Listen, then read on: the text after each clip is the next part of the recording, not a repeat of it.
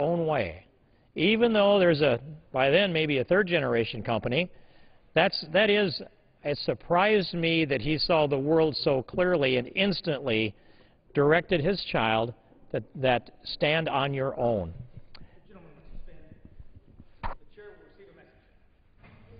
A message from the President of the United States. Mr. Speaker, Mr. Secretary, I'm directed by the President of the United States to deliver to the House of Representatives a message in writing. the gentleman from Iowa may proceed. Thank you, Mr. Speaker. Mr. Speaker, we need more young Americans growing up being told on a daily basis, you're going to have to carry your own weight. You're going to have to make your own way. You're going to have to build an education and plan your future and control your own destiny. And when you do that, the most patriotic thing you can do is serve God and country in that order, take care of your family, take care of your state, do your thing to contribute to our society and our economy. There is, but there should not be a free lunch. Mr. Speaker, I'm listening to the presidential campaign and listening pretty closely and talking to a number of the candidates. What I'm not hearing is any of the candidates really addressing the situation we have of, in the United States, 72 different means-tested welfare programs, federal welfare programs, 72. There's not a person on the planet that can even name them all from memory, let alone read, learn, understand, and draw a judgment on how they interact with each other, let alone whether or not they motivate people to take care of themselves, go to work, do the right thing, be responsible. We'd like to think so. 72. Why does the federal government have 72 different means-tested welfare programs? That's because there were 72 different constituency bases out there that certain members of Congress decided they could slip into one bill or another and send a press release back to their district and say to somebody, look what I did for you. Here's your rent subsidy, here's your heat subsidy, here's your ADC check, here's your TANF money, here's your food stamp money, and then they have the audacity to come to the floor and ask for more and more money for rent and heat subsidy at the same time. I don't want anybody to go cold. I don't want anybody to go hungry, but neither do I want to see generations of Americans who have been conditioned and trained that they don't have to contribute to this society. And I will give you an example. It was written up in the Des Moines Register about 15 years ago, where they went into a residential area in Milwaukee, Wisconsin. Odd that they would go from Des Moines to Milwaukee, but I remember the article. And they did a study in a 6-block by 6-block segment, 36 square blocks, 6 squared, and it was a residential area of families who, as predecessors in the 30s, had moved up to Milwaukee from the Gulf area, Mississippi, and generally in that area, Mississippi and Alabama, to take on the brewery jobs that blossomed in Milwaukee when Prohibition was over. And these families that had moved in had moved up there for the jobs, and 3 generations later, they surveyed all of those residences in a residential area, 36 square blocks, and there wasn't a single employed male head of household in any of those homes in 36 square blocks. And as I read through that article twice, because I wanted to see what I missed, the lament by the author seemed to be at least, that we couldn't bring jobs to the people that lived in that neighborhood in Milwaukee. And so wasn't that the failure of government that we couldn't get jobs established there? And I read it completely differently. If your granddaddy moved to Milwaukee to get a job, why can't you, his grandson, move somewhere to get a job? Why don't people migrate to take a job? And the answer to that question is 72 different means-tested welfare programs. They're being paid not to. The safest thing you can do is stay in a home that's maybe been in your family for 2 or 3 generations. It may well be paid for, and you've got the system of the public benefits all figured out, and so those checks come in once a month and take care of all of your worldly needs. And if you need a little cash aside from that, then you can go out and work in the black market, work in cash, or trade on the side. That's what we have for economies. I've sat in those areas and those communities and just watched the traffic. And see, what's this traced back to? Well, I have a viewpoint that I think is completely objective, and it's just illuminated a little more because I come from farm country, but it's this, that all new wealth comes from the land. If you watch any dollars that are flowing anywhere, you trace them back through the economy, whoever has that dollar in their hand, if you could trace it back to the person that handed them that dollar and the person that handed the second person the dollar and go on back, where does it take you? If you trace each one of those transactional exchanges, it will take you back to the land. And in this country, all new wealth comes, in the world, all the new wealth comes from the land. And you can mine it out of the earth in the form of gold or platinum. You can pump it out in the form of oil. You can bring out limestone and aggregate of all kinds. And that's a new wealth. It sits there waiting to be developed, and then you turn that into concrete and steel from iron ore, and the list goes on. Or, well, there's an exception, I guess. That would be you could seine some fish out of the sea, and maybe you can raise a little algae in the sea, but otherwise it grows out of the soil. New wealth comes from this earth in one form or another, and we use it to produce the necessities of life. Those necessities which were simplified down to food, clothing, and shelter, all of that comes out of the earth.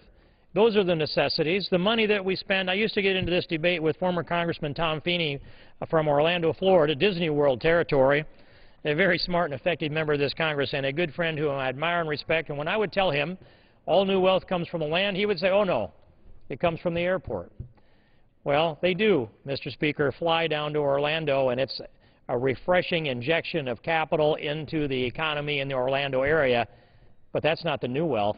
It's just newly arriving in Orlando. When you trace it back, it's the disposable income that comes from the people that are producing goods and services that have a marketable value both domestically and abroad, and they're producing it from the raw materials that are mined out of the earth, or they're value adding to the crops that grow from the soil. That's what this country is, and that's how this economy works.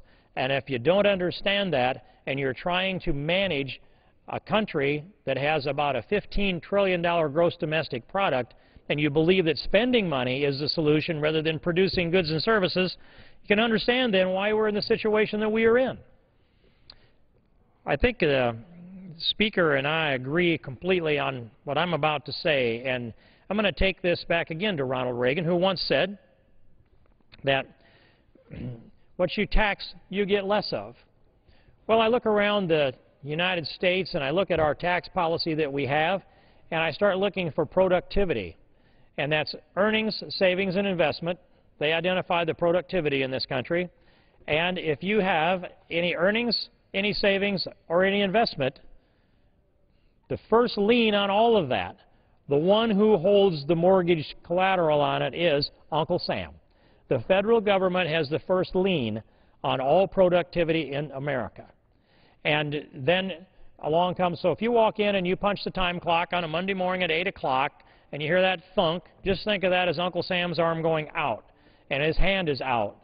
And he will take every dime you earn until he's satisfied, and that might be before noon and it might be after. And then when Uncle Sam puts all that in his pocket, then you can start on a little money for the governor. He doesn't take as long. You can pay him as a rule, and he gets his hand in his pocket. Now you can start to work for yourself and your children and your families. The first lien on all productivity in America is held by Uncle Sam, the federal government. All earnings, savings, and investment is all taxed in this country unless they found a way to get you through this loophole. And so because what you tax you get less of, that means that you get less production because we tax it all. If you produce, the federal government taxes it. There's a disincentive for production. So we produce less. And if we're going to come out of this economic decline that we're in, you know, if spending were going to solve this problem, we would have solved it by now. This Keynesian economic experiment of the president's. But it's production that will solve it. And we need to take the tax off of all production in America, which is all earnings, savings, and investment, so that it'll thrive and it'll prosper. And when we tell people in this country, you can invest all the capital you want to invest, you can earn all you want to earn, you can save all you want to save, and when you do that, we're not going to tax any of it. You can pile up as much cash and capital and savings as you want. Not one dime of federal tax will be on any of that that you earn. When we do that, and I pray one day we will do that, the average worker will get 56% more in their paycheck. There will be a lot more production in this country. It will be a lot more competitive. And then people can pay their tax with a national sales tax, the option of paying taxes, which is a decision that you make when you consume. That's what the fair tax is. And that's what brings us out of this mess that we are in. And it needs to be a very high priority. And I need to hear the presidential candidates talk about their position on a national sales tax. They talk around it, and they will say, I'm for a fair tax or a flat tax or anything that taxes us less. That's not good enough. If you want to lead this country, lay out a tax proposal that actually solves this problem that we're in. I have looked at this proposal, Mr. Speaker, for more now than 30 years, and I don't know how many years ago it was when they invented the Rubik's Cube, that you could turn that thing around and arrange the colors on all the sides of the cube. But I have turned the Rubik's Cube of the fair tax over and over every possible way that I can look at it. And the more I look at it, usually when you get to looking at something, it starts to look a little worse the longer you look at it. The more I look at this, the Rubik's Cube of the fair tax, the better it looks to me. And that's more than 30 years of looking at this proposal. Actually, that's more years than we've had the proposal. But I've advocated for a national sales tax since about 1980. And that was back when I got audited one too many years in a row, and I decided, why do I have the IRS in my life? Why are they making Monday morning quarterback decisions? Why am I looking at paying interest and penalty and a tax liability? To this day, I do not believe that I legally owed. It's because the IRS has so much policy you can't fight, or so much power that you can't fight them. You can fight them, but you're going to lose. And that was a painful thing for a person of principle to come to, a realization that I had to go to the bank and borrow money to pay the IRS, because even though I'm right, it would cost me my business if I stopped producing long enough to fight the IRS. That was the equation that I was faced with. And so I want to challenge anybody in this House of Representatives that wants to debate tax policy on the fair tax. I'd be real happy to yield to anybody that would come down here on the floor, set up a special order for the purpose, go just about anywhere I can logistically get to face off with somebody that thinks the fair tax is a bad idea. It is a great idea. I sat down with Alan Greenspan within a month of the time that he stepped down as chairman, his retirement, and I said to him, here are all the things that the fair tax does. And I went through the list, and it said it eliminates personal income tax and corporate income tax and payroll income tax, including Medicare, Medicaid, Social Security. It puts a check in a prebate into everybody's household so that to reimburse them a prebate for the taxes that they would pay on their spending up to the poverty level. It provides an incentive for people to invest money, and it will attract capital from all overseas. And I went through all of that, and I said, I need you to challenge me on any point that I have made. I don't want to be making this argument across this country and have a position that I can't sustain. Test me, challenge me. And he listened as I went through the list. And he looked up at me and he said, you left out provides an incentive for savings and investment. This country needs an incentive for savings and investment. Add that to the list and keep saying it. You're right on all of those points. Well, I actually just forgotten to say it provides an incentive for savings and investment, but it was illustrated to me how carefully Alan Greenspan was listening to that presentation, how he identified the omission that I had left, and it was an astute response. And I said to him, I need you to advocate for this. And he said to me, you will not find serious economists that disagree with you on this position. The fair tax does all the things that you say it does. It's not an economic question because serious economists will not disagree. It's a political question, and you are the politician, meaning me, Mr. Speaker, and you need to solve the political question. It's not an economic argument. So it comes back to the same thing over and over again. Here we are in this great country. We are a wealthy country. We are also a productive country, and we do have a good work ethic, even though it's being undermined by 72 different means-tested federal welfare programs. We're a great country, and we have the resources to solve any problem that can be solved. We can come up with the money to do it. We either have the technology or we can develop the technology. We've got the man and woman power. We've got the work power to do all of that. We can solve everything. But when I look at the problems that are unsolved and unresolved in the United States of America, invariably it comes back to the political question. It's politics that stick in the middle of this. It's not because we don't have enough people with common sense. We have people with competing interests, and we have people that confuse the issue, and they bog this thing down, and they make it a lot harder than it needs to be because they're looking for some kind of political benefit from it. But we have the solution here at our fingertips. This Congress, if we were able to get a fair tax bill to the floor of the House of Representatives for an up or down vote, I would say there would be a Vegas line on whether that would pass or not, Mr. Speaker, but I believe it would. I believe this House of Representatives would vote to scrap the entire Internal Revenue Code and scrap the IRS itself and replace it with a national sales tax.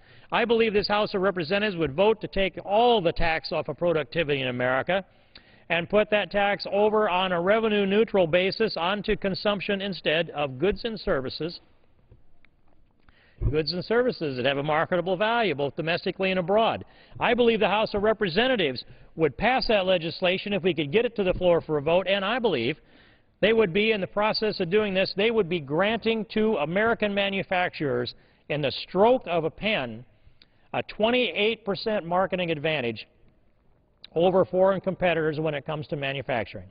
If you take a Mazda that's presumably built 100% in Japan compared to a Ford built 100% in America, and each of them were sitting on a dealer's lot perhaps across the street from each other, and the sticker price on these two comparable valued vehicles was each $30,000, then competition would have set that.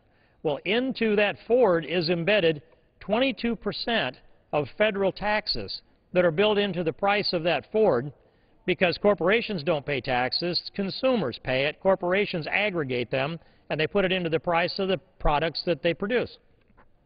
And so your $30,000, you pass the fair tax, competition drives out of the Ford the embedded federal tax. So your $30,000 Ford becomes $23,400. That would be the new sticker price. Now, it'd take 12 to 18 months to turn the inventory over and get competition to drive that down. $23,400 would be then the new sticker price on your Ford with the fair tax passed, but your Mazda is still going to be $30,000 because its tax structure is Japan, not the United States. And so then you add in an embedded 23% sales tax into both vehicles. And your Ford price to drive it off the lot, presuming it's not a tax-deductible business purchase, goes from what was $30,000 knocked down to $23,400 because the embedded federal tax comes out of the price. Then you add in 23% tax. You drive your Ford off the lot for $30,400, but your Mazda needs to also pay the 23% embedded tax. It comes off the lot at $39,000. So you end up with an $8,600, 28% marketing advantage, the Ford over the Mazda. Now, what does that bring about, Mr. Speaker? Instead of $800 million worth of Mazdas coming to the United States aboard ships on an annual basis, you've got Fords being sent to Japan and to Korea and to China and to Europe and all around the world. We're making more and more cars, and we're shipping them all around the world, because we now have a tax structure that ceases to punish production and provides an incentive for savings and investment and gives those workers that are making the Ford 56% more in their paycheck, and those people that run the manufacturing plants, whether it's cars or whether it's trailer axles or whether it's the modern version of the widget, all have a competitive advantage now that gains 28%. We reached a static level in the things we produce, and sometimes 0.5% is enough to make the difference on whether you sell large volumes into foreign countries. 0.5%, maybe even 0.1%. Well, can you imagine sitting there, let's just say, I'm just thinking, shipping product over into a place like Asia, and you're there where the margins are so tight, sometimes you can sell it, sometimes you can't. You've got to ratchet your price down a little and try to get it sold. This goes on every day. People that are looking for that tiny little edge that lets them get in there and export something to a foreign country. With the fair tax, they're sitting there with a tiny little edge or no edge. Maybe they're behind the curve, and all of a sudden here comes a 28% marketing advantage. Whoosh, it goes overseas. We light this country up. We light this country up, we become the manufacturing center for the world again. We find jobs for people, they're out there. For American labor to produce a high return so that they're highly productive workers. We're the most productive workers in the world today. And we will increase our manufacturing, we will increase our exports, we will reverse this trade imbalance, and it'll be a surplus of exports. And instead of us being a debtor nation, we will become a prosperous nation. And by the way, if exports are working, think what can happen. We've got a dollar that's being devalued by the White House and by the Fed. They're printing money and dumping the currency in, and the value of the dollar is dropping. And what is one of the reasons? It's because if the dollar doesn't buy much, then people in foreign countries can buy more things from the United States. Look how it works the other way. When we get this 28% marketing advantage, we can start to tighten up our currency and start to give it value again. Maybe we can get to that point where we can put a gold standard under it or a basket of currency to support a basket of commodities that would be used in lieu of a gold standard, so that our dollar has a value that can be anchored to commodities that actually can be exchanged for, rather than the full faith and credit of the federal government. The fair tax solves everything good that can be solved by a tax policy. It does everything that anybody else's tax policy does that's good. It does them all, and it does them all better. And I will stand on that statement, Mr. Speaker, and I will challenge any member of this Congress or anybody that has a legitimate reputation out across this country to stand up, and we'll take this issue on anywhere. This is one of these times when I'll just say that it's one of the things that I have been right on for a long time. A lot of others have been right on this for a long time, and it's getting to the point where it's high time that we move a fair tax. We had a little hearing in the Ways and Means Committee here a few weeks ago. I'm glad to have that. I don't know if the earth shook when we did that or not. I don't know how much it illuminated the knowledge base of the members. But I will tell you that the public would be disappointed if they knew how shallow the knowledge base is among many of the members of this Congress when it comes to a national sales tax. It's shallow. They can't pass the test. They don't want to spend the time to do that. They're just navigating themselves away from the political liabilities that come up every day in this trade. They don't have the time to dig down into it. And so you need to focus them, and the public needs to focus them, Mr. Speaker. The fair tax needs to move. We need to have it in the debate of the presidential race. I want to do all we can to bring it up in that debate.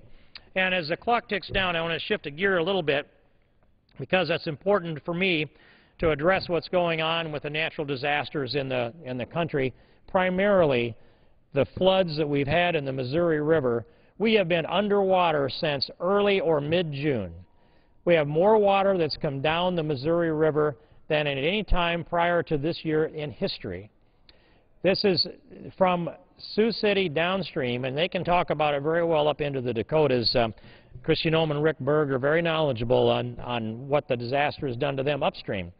But where we are, Sioux City on down, that river has been since June, and I will say the mid-June, it's been about the narrowest typical place that you would see would be the water be about 1.5 miles wide. This is a river that I wouldn't recommend it, but it can be swam across. And about 1.5 miles wide downstream from Sioux City, and as you go further south, it gets to be 4, 5, 6, 8 miles wide at Blencoe, and north of the Omaha airport, 11 miles wide. Water 11 miles wide, and it narrows up downstream from Omaha to 4 to 5 miles, maybe 6 miles wide, all the way down into Missouri and into Sam Graves' district, typical on down. We have seen more water come down that river this summer than ever before. And it is a flood of massive proportions. And when I tell you a river that's 11 miles wide for 3 months long, it gives you a sense of what it is. But people have to be thinking it's stagnant water that's sitting there that can't escape. But it's really not. It's water with a velocity of 3 to 5 miles an hour even out away from the central stream of the channel. And the central stream of the channel, it's 11 to 12 mile an hour, but out away at the base of the hills, and it's flooded hill to hill. The water is moving along at a clip that's, a fast pace, if you're walking, is about what it would be. And we have watched business after business, farm after farm, residence after residence go underwater. These sandbags set up pumps, and then they lose the battle. And then the house and the buildings fill up with water, sometimes clear up to the eaves, sometimes halfway up on the windows of the living room. And we have miles and miles of trees that have been standing in water that is 10, 12, 16 feet deep for the better part of the summer. I'll say all summer. And when the wind blows and the water starts to go down, the trees just tip over. Miles and miles of huge trees laying down, the swath of them just fallen over by wind and gravity and nothing for their roots to hang on to. And hundreds of thousands of farm fields that are underwater and flooded with huge sandbars that are created by the current and all kinds of junk washed out into the middle of them. This is what we're dealing with in Missouri River. The Corps of Engineers has built in the upper Missouri River 6 dams. They're known as the Pick-Sloan program. That began sometime in the 40s and 50s when they looked back on the historically highest flood, which was 1881, and they had a large flood in 1943. It wasn't as much as 1881, but it was a heads-up, wake-up call that started Congress working, and they began working on this Pick-Sloan program to prevent flooding in the Missouri River. 1952, there was a huge flood, and that accelerated the construction, and they completed in the late 50s and early 60s the 6-dam reservoir complex of the Pick-Sloan program that goes clear on up into Montana. And they wrote a master manual for the Corps of Engineers that guides them on how they shall manage the reservoirs and how they shall manage the Missouri River. The master manual, Mr. Speaker, has been amended. I believe there have been 5 different versions. But in each of those versions, the Corps of Engineers has used the same amount of storage capacity for flood control. There's a permanent pool, and above that permanent pool, they have always kept 16.3 million acre-feet for flood control. And the reason that they have 16.3 million acre-feet is because that was the amount that was calculated that was necessary to protect from the floods of the largest runoff ever experienced, which was 1881. In 1881, 49 million acre-feet of water came down. In 2011, the number will be 61 million acre-feet of water. And so I have a bill that I trust was introduced this afternoon or will be before the fall of the gavel today, Mr. Speaker, that requires the Corps of Engineers to manage the Pick-Sloan program to protect from serious downstream flooding and to adjust those flood levels to the largest amount ever experienced. And that language then means 2011 runoff rather than 1881 runoff.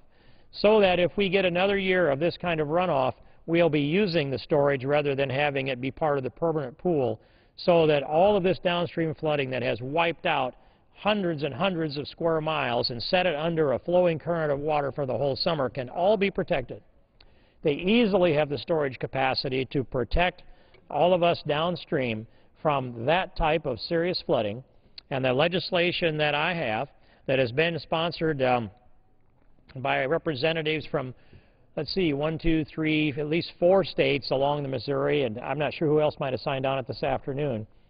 That legislation just simply says to the Corps of Engineers, adjust the flood storage from the 16.3 million acre-feet to an amount that will protect from serious downstream flooding. That's the message from in the bill. That's what I'm going to ask this Congress to pass. That's what I think we have a reasonable chance of having unanimous support among the states affected by the Missouri River floods, all the way up to the headwaters and all the way down to St. Louis. I'm hopeful that every member will sign on. It's bipartisan.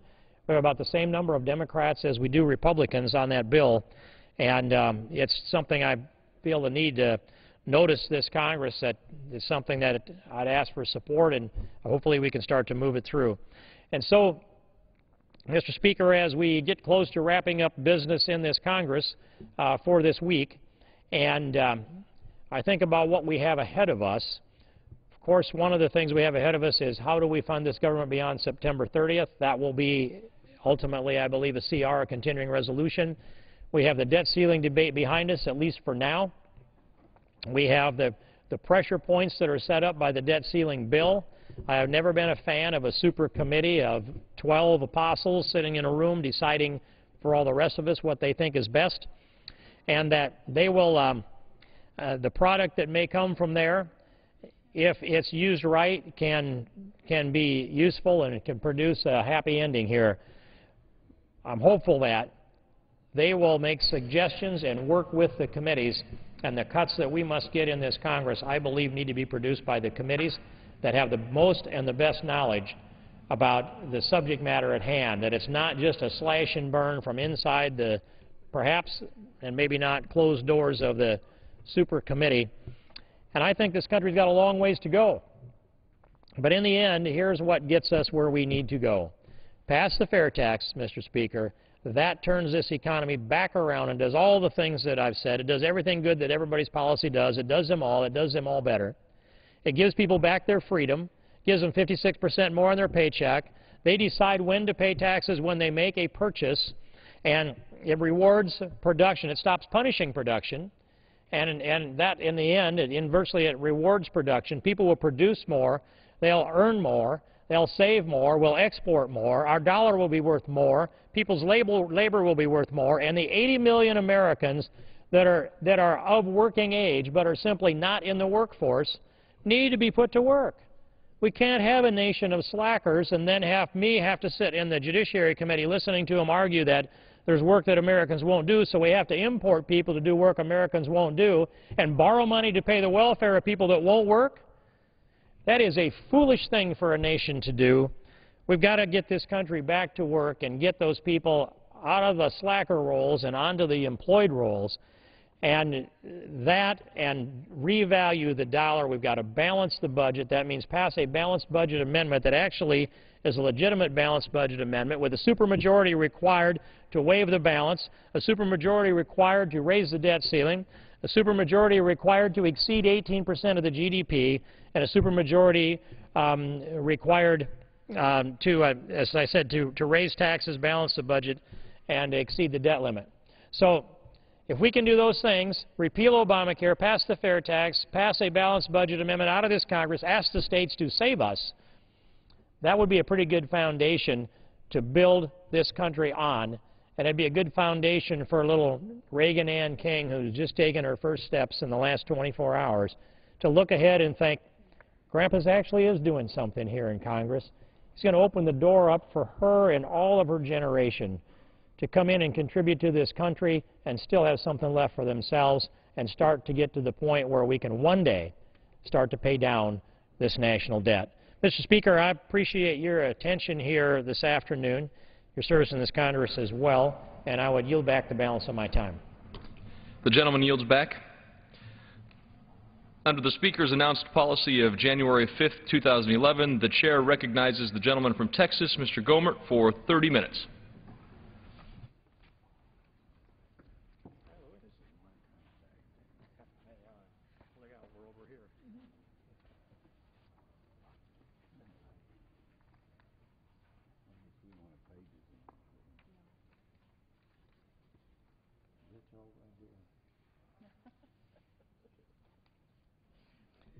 Thank you, Mr. Speaker. Well, we're at the end of another week of session here.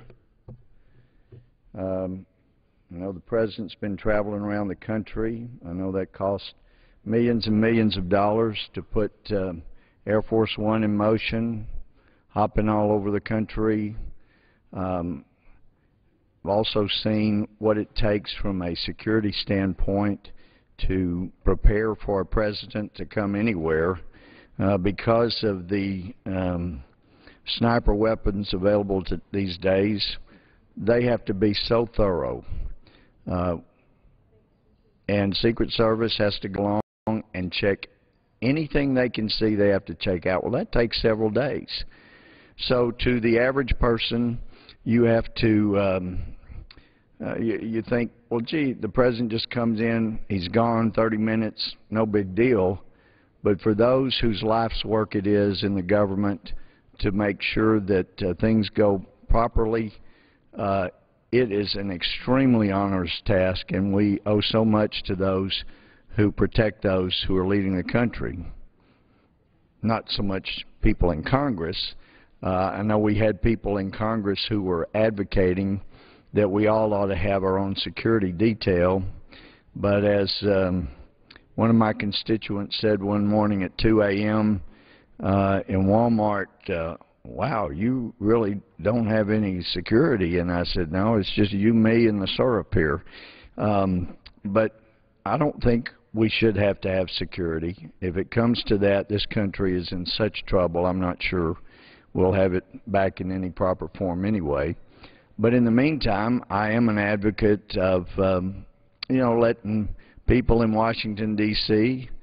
who aren't prior convicted felons meet the requirements of having been able to carry, let folks carry. And not here in the Capitol, of course. You don't need one here. We got the finest we could hope for, Mr. Speaker. I know you know Capitol Police are fantastic. We've got some up in the gallery to make sure things are orderly up there. And as we know from the last 20 years, there are times they've had to lay down their lives to protect the public here. So we're greatly blessed. But it all comes back to this. We're talking about tons, millions and millions of dollars for the president to go anywhere. And ever since 1 week ago, we were chastised by the president here on the House floor, as he spoke from the podium here, that we needed to pass his bill. Somebody else counted them. I didn't. Got to pass this bill right now, right away, right now, pass this bill now. And it turns out the whole time the president was saying this bill, there was no such bill, which brought back memories of exactly 2 years before, when at that time the president demanded to come address a joint session of Congress. Well, under the rules of Congress, the laws of the land, no one can demand to come speak to the Senate or House unless they are invited. But that was overlooked back in September of 2009. The president was not doing well in the polling with his health care ideas. He figured if he came and spoke here on the floor, because he is such a gifted reader, that he might be able to persuade people to support a bill they otherwise didn't like. So he came and he spoke of this bill, this plan, my plan. I couldn't find a bill. I couldn't find a plan anywhere. And it was even 2 weeks later that I asked the cabinet member charged with Health and Human Services, it's our area, since the president was so accusatory and said, and if any of you misrepresent my bill, I am going to call you out. Thank you. I'm going to call you out if you misrepresent my bill. I want to make sure I don't misrepresent anything, so I asked the Secretary of Health and Human Service, where do I get a copy of the president's bill? She said these words, I think he was talking about a set of principles. Oh, it couldn't have been. He said this bill, this plan, my plan. He didn't have a plan. He didn't have a bill. He was talking about a set of principles. How could he condemn us for misrepresenting a bill or a plan that he didn't have? Not then. Turns out he didn't. So as I heard the president say repeatedly, pass this bill, do it right now, I wondered if yet again, 2 years later, he was making the same error, and that is demanding we pass a bill that didn't exist. And it turns out my concerns were well-founded. He had no bill. He had no plan. He had a speech. But as we've learned from CBO, generally speaking, unless they're chastised sufficiently by the President or the White House, CBO cannot score a speech. Now, if they're chastised sufficiently, then CBO will give them some sort of scoring because there's pressures that can be brought to bear from the White House that somehow apparently make them sensitive. So, nonetheless, and which is another whole point, I really don't believe that we will be able to fix the problems of the massive overspending, the overtaxing, the dramatic problems with the overvexation, the overburdensome laws and regulations until we change a number of things. One of those is we eliminate the Congressional Budget Office and eliminate the rules under which bills are scored. Those rules were put in place in 1974 by the same Congress that forced the military to rush out of Vietnam, leaving, many report, around 2 million people who had helped us to be wiped out, murdered, killed because the Congress didn't care. That same Congress put in rules that would require that a bill be scored as to the effect it would have on our economy, on spending, on revenue. It required it would be scored under rules that do not allow the scorer to take into consideration reality, history, facts. All they were allowed to do is to consider the formulas, the rules under which they're bound by that 1974 Congress. That's it. Now, we've gotten horrible scoring, and it can't be blamed on CBO or the Joint Commission on Tax. It's the rules that are the problem. But when a group comes back with a score of around 800 billion, and then later they have to confirm in reality it's more like, say, 1.1 trillion, then you realize on a $800 billion bill that the score really should put boldly that you have to consider that with a 30 to 40% margin of error, plus or minus. So here's the score, plus or minus 30, 40%, and that's about the best we can do. Well, since that is the best that CBO can apparently do, it's time to have some massive changes in this place.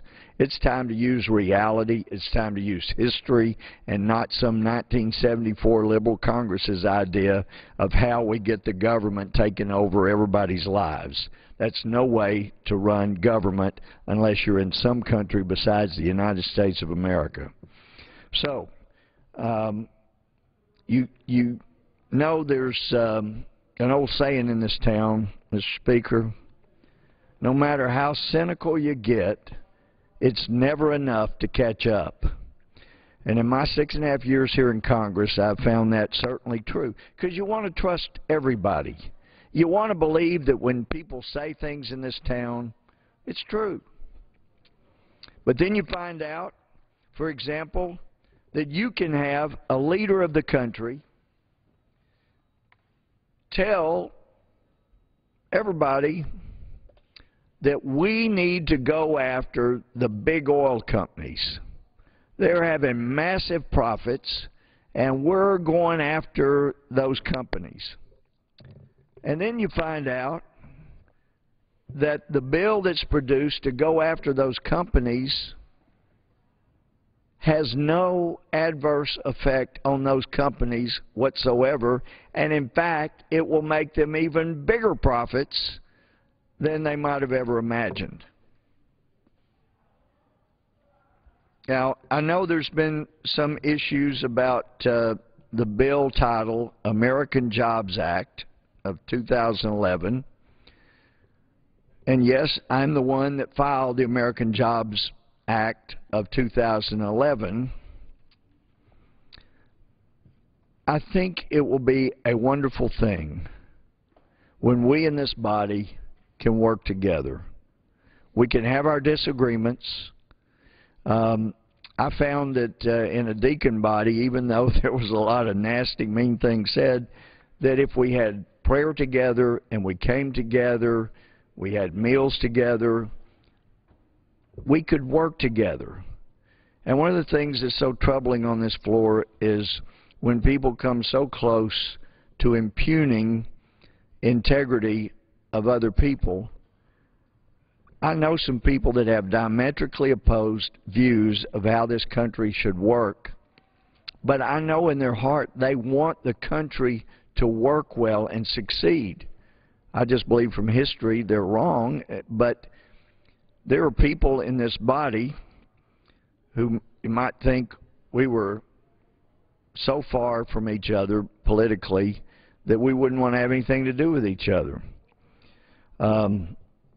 Dennis Kucinich is one of those people that is quite far afield from me in so many political issues, but Dennis has never lied to me. He has always been up front. I find him to be a man of conviction, and I find him refreshing. Marcy Kaptur and I disagree on many issues, maybe most issues, but I know she is a person of integrity. She's never lied to me. She's never been anything but honest with me. There are numerous people. Bill Delahunt and I would spar in Judiciary Committee many, many times. Other committees, subcommittees, on here on the floor. But I always found Bill Delahunt, what I would call a liberal from Massachusetts, a Democrat, to be an honorable man, a man of integrity, and I believe with all my heart that he had a heart for this country and he wanted to see it work. We ought to be able to work together when people realize that we've got common goals, the common goal being the good of the country. So let's at least find things we could agree on. When I was engaged in trials, and I'd been involved in many trials as an attorney and as a judge, and then oversaw them briefly as a Chief Justice, but engaged as a lawyer, there were many times when we started in the discovery process, I've told opposing counsel, we can do this one of two ways. We can fight and scrape and fuss over every question, over every interrogatory, every deposition, but we both know the rules require certain things will need to be produced, certain things will need to be disclosed, and so I would prefer to do it that way, amicably, and the people that win are the clients, because they don't have to pay near as much money, because it doesn't take near as much time. If you can agree on the things that you know you're going to have to produce, and quit having a motion to compel, a motion to protect, all this kind of stuff. Sometimes we had attorneys that we could work together well, and sometimes they would hit me with a discovery demand out of the blue that was so grossly unfair but not illegal that you would find out, okay, this is the way you want to go. I didn't want to go this way, but I believe so strongly in the interests of the person I'm representing and believe so strongly in the process itself, then you want to fight, you'll have a fight. If somebody is going to travel around the country condemning me and other people in this body for refusing to pass a bill, knowing that that bill does not exist, it is not in existence because legally it has not been filed, then we're going to do some battle over that.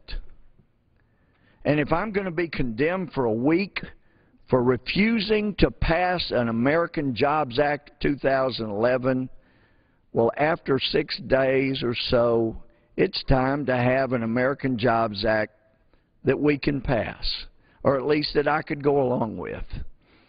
And I would certainly like, Mr. Speaker, the President, others to know, I'm flexible. But the corporate tax is one of the most insidious taxes that we have in this country because It's not an honest tax. Governments have represented to voters for years and years that we've got this tax over here. We go after the mean, evil, greedy corporations, and some do have greed as a material factor in their business. But the thing is, that's not what a corporate tax is about.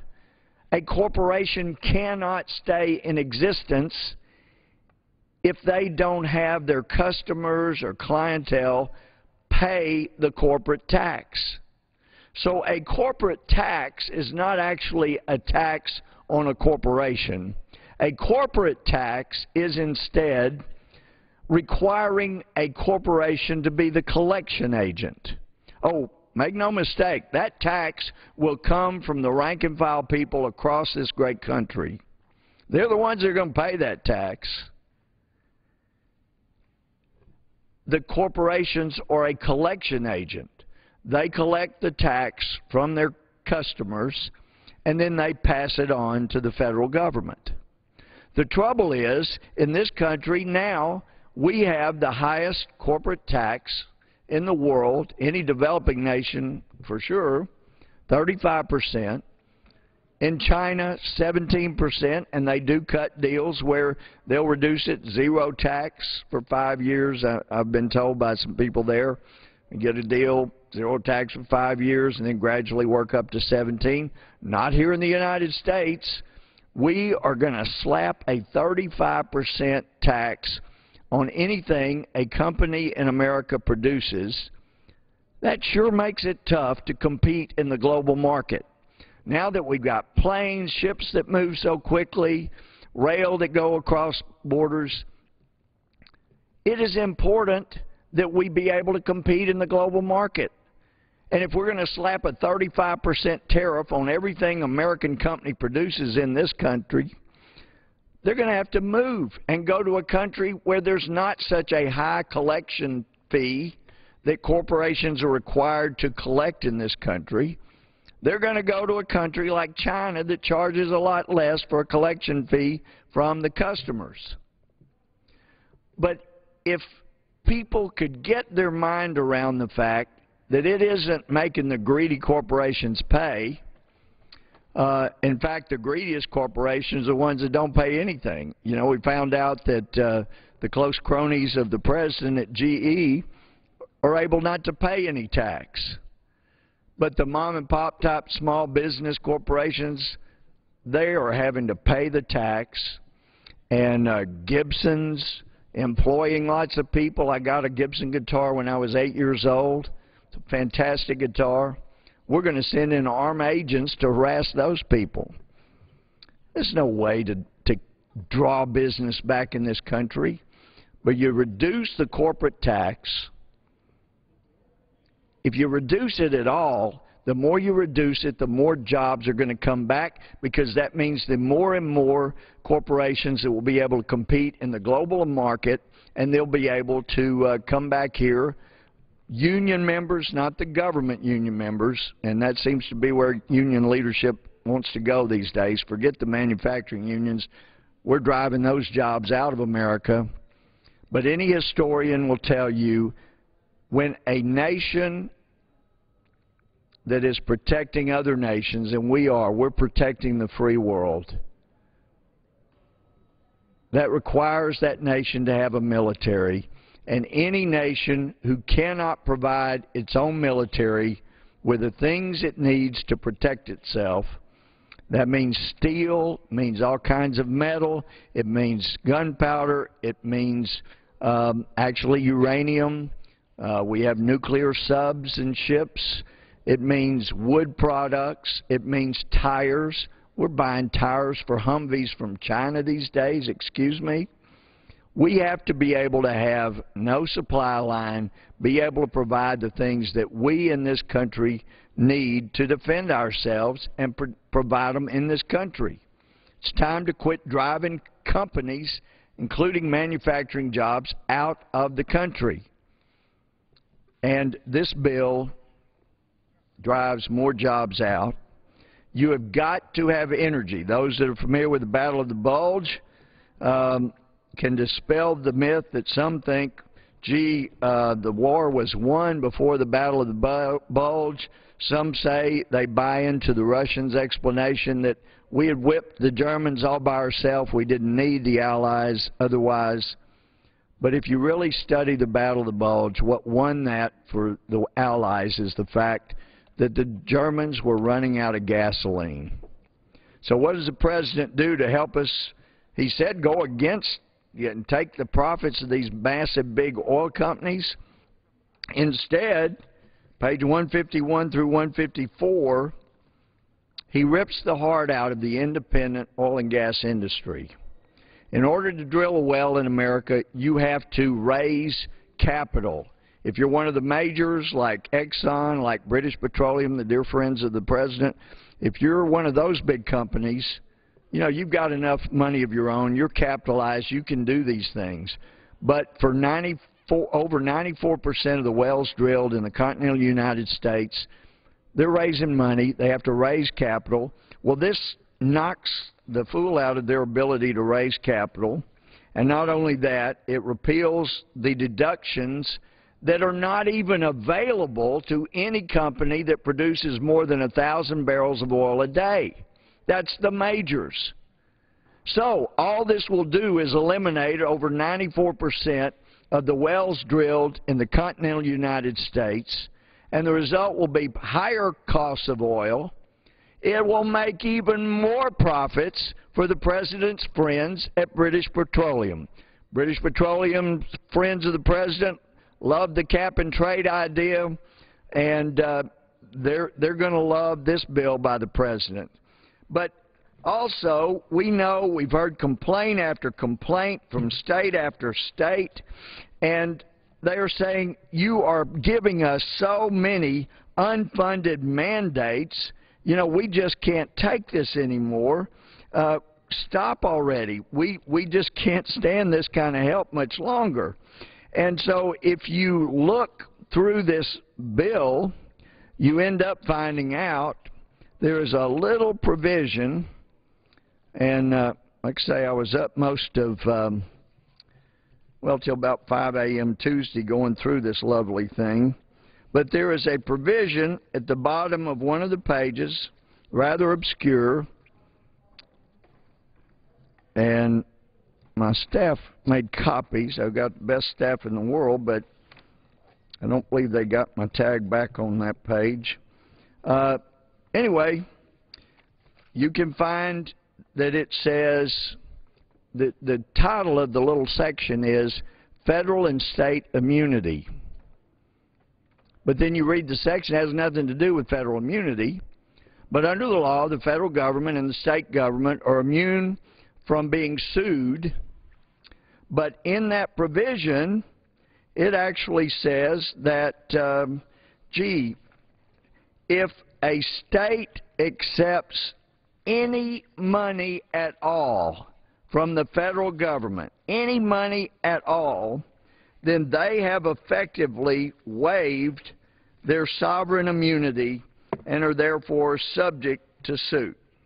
I just found it. It's page 133. A state's receipt or use of federal financial assistance for any program or activity of a state shall constitute a waiver of sovereign immunity under the 11th Amendment to the Constitution or otherwise to a suit brought by an employee or applicant for employment of that program activity. It goes on. But so at a time when states say we can't afford any more unfunded mandates, the President proposes a bill to let them get sued a bunch more by people who are unemployed. That's just got to be great news. And we're seeing the hearings go on about Solyndra. This administration, it appears from the evidence, will get the final verdict later, but they rushed in to give them $500 million of stimulus money so crony capitalism could occur and certain people could engorge themselves, and all at the taxpayers' expense. And it turns out probably future generations will be paying for that. But If you like the way that was handled, you've got to be reassured, because in this bill there are a number of references that green programs like Solyndra will have priority, and we'll rush a lot more money out there. May I inquire how much time? The gentleman has 5 minutes remaining. There are a lot of things we could agree on in that bill that the President never had anybody willing to file. There was a provision for payroll tax holiday. Well, you would figure I'd support that. I'm the guy that proposed it 3 years ago and personally explained it to the President and Larry Summers in January of 2009. But it sure would have been better if we did it before this administration squandered $4.5 trillion more than we brought in. We could have given everybody in the United States who pays income tax a tax holiday for 3 years, and it would have only run up $3.6 trillion. We would have saved $900 billion, and if you don't think that people having all of their own income tax from 3 years would have stimulated this economy, then you need to embrace this President's bill, because you'll love it. But nonetheless, there are things we could agree on. Both houses, both parties, I think, agree that we were willing to sell some more broadband spectrum. Well, that's in there in the bill, but then he uses it as a platform to create another bureaucracy, a big brother coming into your computer, because it's the Public Safety Broadband Corporation that's created and will just really make sure that big brother government intrudes in your life. Well, when you boil it all down, we have a moral problem in America. The founders continually pointed to God and said that's where we need to have our focus. As Ben Franklin said, without his concurring aid, we will succeed in our political building no better than the builders of Babel. We'll be confounded by our local partial interests, and we ourselves shall become a byword down through the ages. So whether anybody believes in God or not, as the founders did, over a third of the Declaration of Independence signers were not just Christians, they were ordained ministers.